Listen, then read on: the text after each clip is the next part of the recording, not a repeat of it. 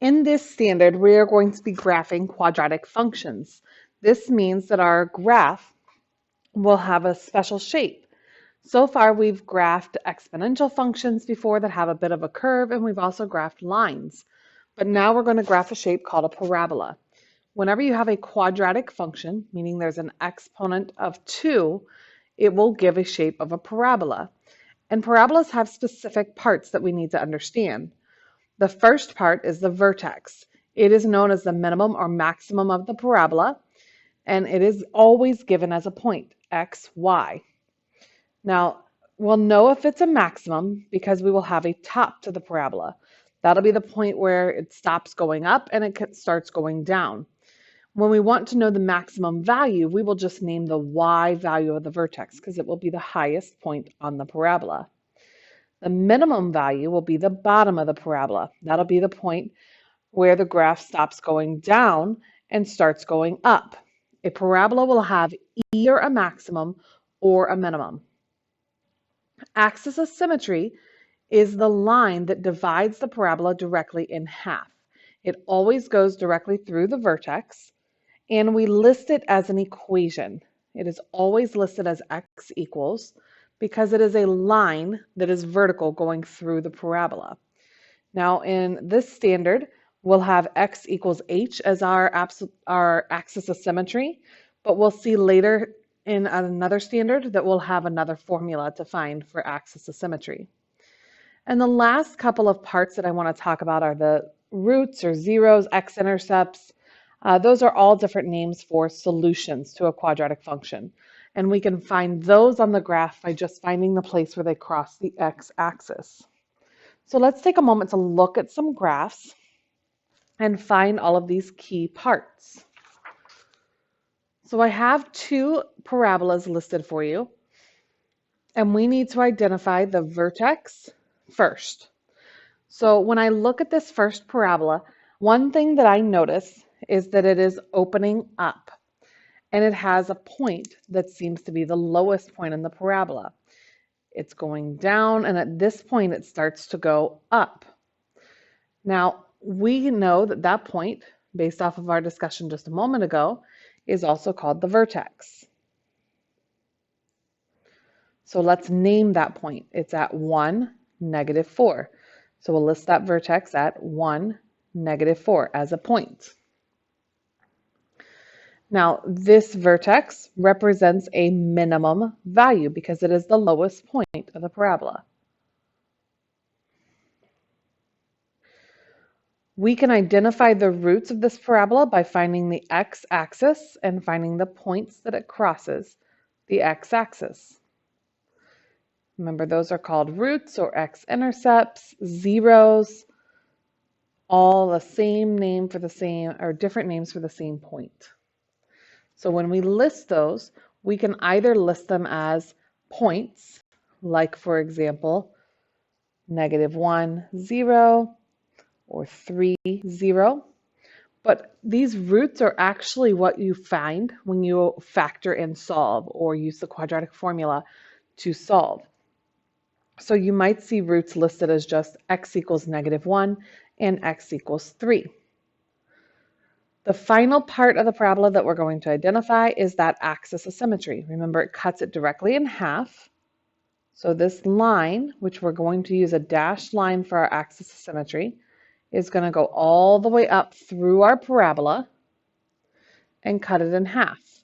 And we remember we name it as a line, so we need to say x equals 1. That is not the same thing as saying axis of symmetry is 1. Saying 1 implies that it's a value and not an actual line or a point on the graph instead of an actual line. So it is important that you have the x equals part. So when we label it down here, we'll label it as x equals 1. Let's look at another parabola.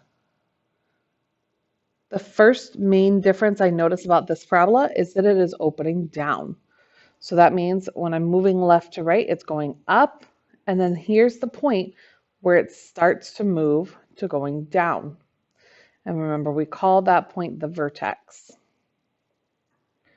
So our vertex for this particular parabola would be at 3, 4. Since it's opening down, our vertex will be a maximum value. And our roots can be found right on the x-axis. We have roots at 1, 0, and 5, 0. Remember, if we were listing those maybe as solutions, we might list those as x equals 1 and x equals 5. Find that line that goes straight down the center of your parabola, because that's our axis of symmetry. Remember, we're going to label that as x equals, and it's going to share the same x coordinate of our vertex, which will be important information in a later standard. So our axis of symmetry we'll say is x equals 3. Let's move on and see if we can actually do some of the graphing.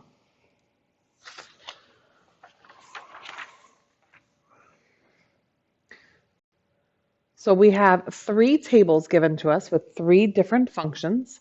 I want to draw your attention first to the middle function. That middle function is what we call the parent function.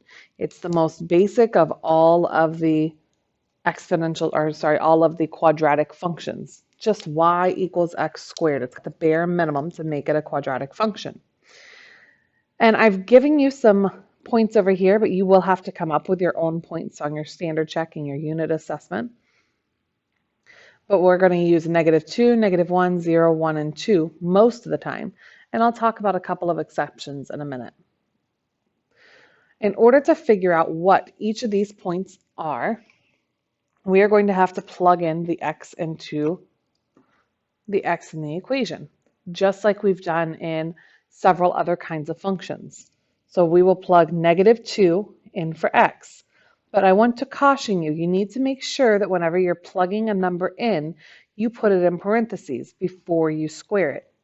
Because if you don't, your calculator may not give you a correct answer. So if I take and without parentheses, press -2 and then squared, just a reminder, your squared button is right next to the 7. But if I do -2 squared and just press enter, I get -4. But we know that -2 times -2 is not -4. It's actually +4. So we need to make sure that the calculator is calculating correctly. So we are going to put parentheses around our numbers before we square them, and that will make our calculator give us the correct answer. So we'll have 4. We're going to do the same thing for each of the other numbers for x.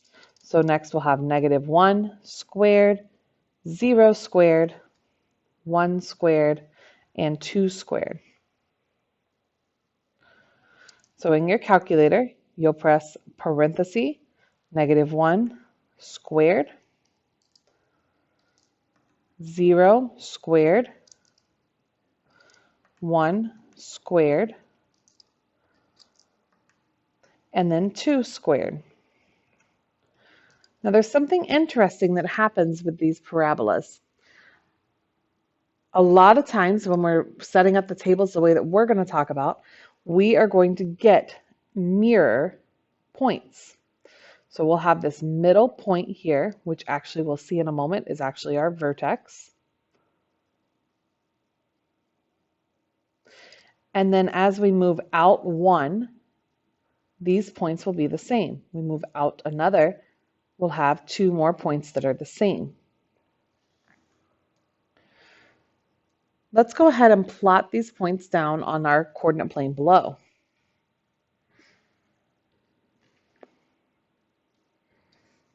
First point is at -2, 4, -1, 1, 0, 0, 1, 1, and 2, 4. When we connect the dots, we're going to be very careful to make sure that we have a rounded shape. We're not connecting it with straight lines. This doesn't connect the dot. We want a nice rounded shape. So there's our parabola for the parent function. Now, different pieces of our functions are going to make the graph do different things. So let's explore what happens when I add a number in front. I'm going to first do the y equals 2x squared. So we're going to plug it in the same way we just did. 2 times negative 2 in parentheses squared. 2 times negative 1 squared. All the way down the table.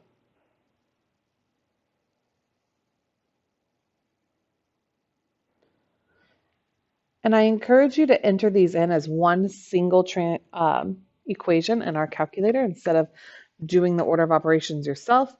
It just saves us from having to deal with some errors. So we have 2 parentheses negative 2 close your parentheses squared. 8. 2 times negative 1 squared.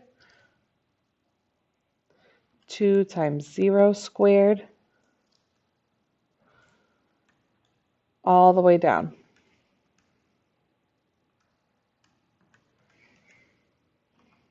I couldn't type today.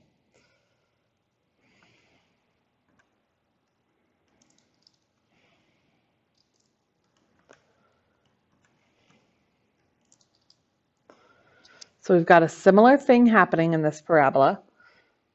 We have mirrored points on either side. Let's go ahead and graph them. We'll start at negative 2 all the way up to 8. Negative 1, 2, 0, 0 still, 1, 2, and 2, 8. Still want to make sure you keep a nice rounded shape. We've got our second parabola. Looks just a little bit different, similar shape, but a little bit different. What happens if I make the number in front a fraction between 0 and 1? So we're going to plug 1/3 times negative 3 squared. You'll notice that I changed the numbers for the x, and there's a reason for that. I went ahead and left in kind of 2 non-examples, but when you have a number in front that is a fraction, I would encourage you to choose x values that can be divisible by 3 or divisible by whatever the number in the denominator is. That will just help you avoid having to deal with or plot any weird, crazy fractions. So I left negative 1 and 1 in to show you that it can end up as a fraction. And these two fractions actually are not too terrible to graph. But I would encourage you to go ahead and use a number that can be divided by the denominator whenever possible. So we have 1/3 times negative 1 squared, 1/3 times 0 squared, 1/3 times 1 squared, and finally 1/3 times 3 squared. Now in your calculator, you can either enter the fraction in with parentheses, 1 divided by 3, close your parentheses, or you can use that n over d button. So it's the third one down right here, n over d, and enter your fraction that way. Whichever way you'd like to do it, just make sure that before you go to entering your x value, you have exited your fraction. So now we can put parentheses negative 3 squared.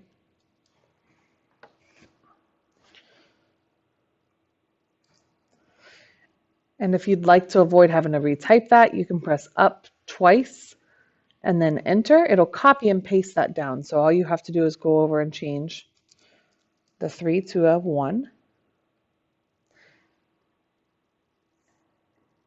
And then when you need to do and paste down from a 2-digit number, or not 2-digit, but there are 2 spaces that a negative 1 takes up.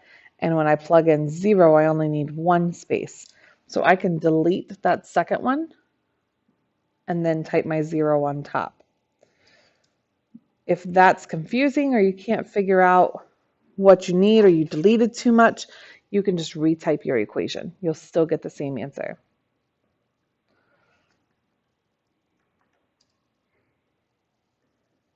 I can see my mirrored points starting.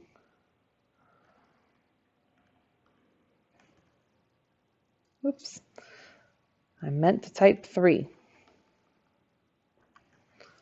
There we go. So there's my mirrored points, 3, 3, 1/3, 1/3, which means that my vertex is still hanging out at 0, 0. So we'll go ahead and plot this at -3, 3. -1 is at 1/3. So you just have to estimate when they're fractions. That's another reason why I would encourage you to choose numbers that maybe won't give us fractions. 0, 0, 1, 1/3, and then 3, 3. We still want that nice round shape.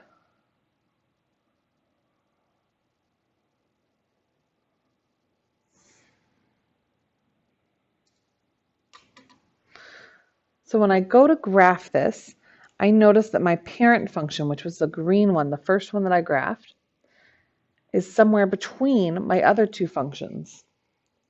When I graphed the y equals 2x squared, I ended up with a narrower graph.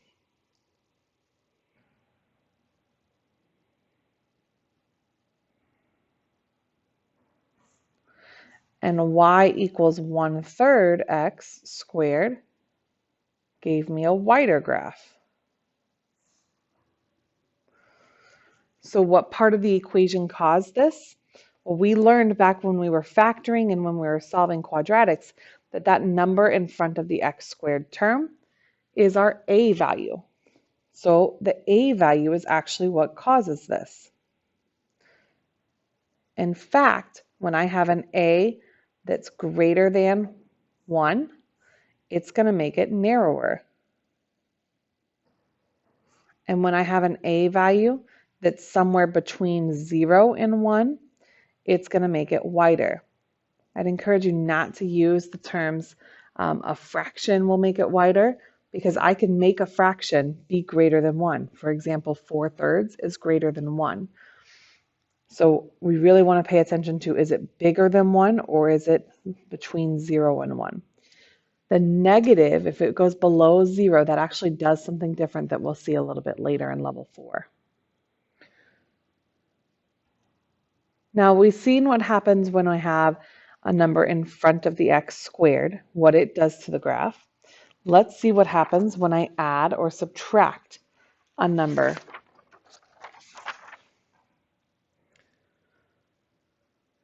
So as you can see, I still have the parent function. It's already graphed for me, and the table is already filled in. It's the same exact table as what we just did ourselves in the previous page.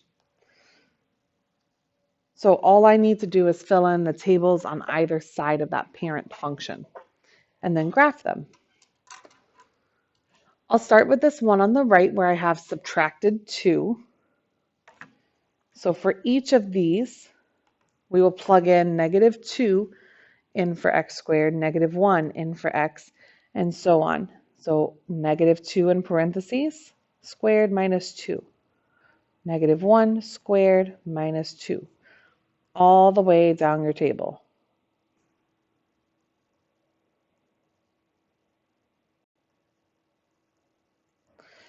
And let's go ahead and type this into our calculator again in one single line so we can make our calculator do all of the order of operations for us. So I've got -2 in parentheses, squared, minus 2. And remember, we can press up, up, enter, and type on top of it. So I have -1 squared minus 2 gives me -1. I don't need that second number inside those parentheses, so I delete one of them and change it to 0. Change that 0 to 1. Change the 1 to 2. And that will finish up our table. Take a moment and plot those points down below. So when I plot those points, I'll have at -2 and 2, -1, -1, 0, -2, Got to move it up just a little bit for you. 1, -1, and 2, 2. Draw your nice round parabola.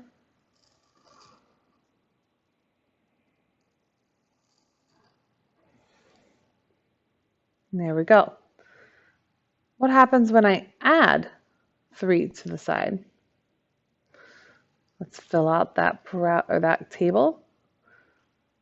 So I'll have -2 squared plus 3. -1 squared plus 3. All the way down.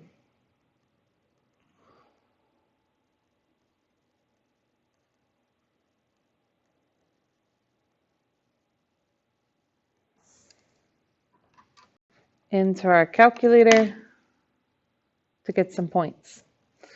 So parentheses -2 squared plus 3, whoopsie, and we get 7.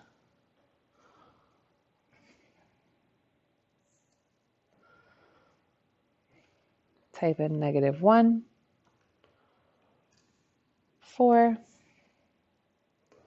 I don't need that second space there, so I'm going to delete it and put 0.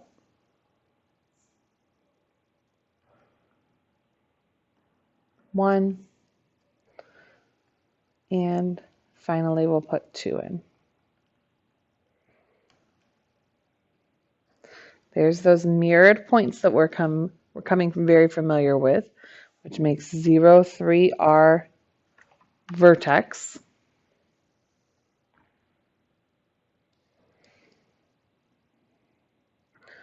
So I went ahead and plotted 0, 3 because it was on my mind, but -2, 7 would be plotted just up here. -1, 4, 0, 3, 1, 4, and 2, 7. Now the shapes look very, very similar. I don't think they're any wider or any narrower than either of the other shapes. But what happened? Well, this is our parent function, and when I had -2, my vertex changed from being 0, 0 to 0, -2. It went down 2. And if you look at all of the points, we can see that that's what happened. They moved down 2. And for my other one, when I added 3, my vertex went up 3. And so did all of the other points. They moved up 3 spaces. So we can say that y equals x cubed plus 3, x squared plus 3, it went up 3.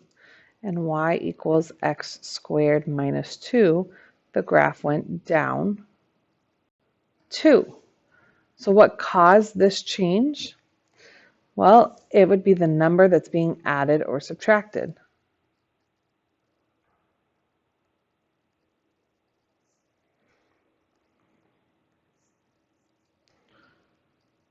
To the x squared.